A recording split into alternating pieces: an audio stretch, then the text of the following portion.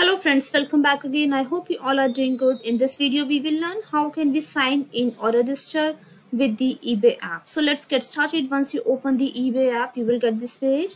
Here you can see sign in or register option. Just click on the sign in option to sign in, and you can see you can add your email or username and click on continue. Also you can continue with Facebook, Google and Apple. So I am choosing Google here.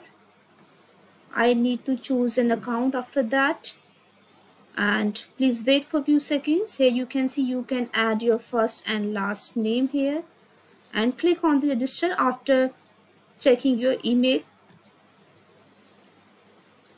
Please wait for a few seconds, and you can see you are here with the eBay app, and you can just use this app according to your preference. So that's it for this video guys. I hope it was great help to you. Thanks for watching this, and I will see you in the next video.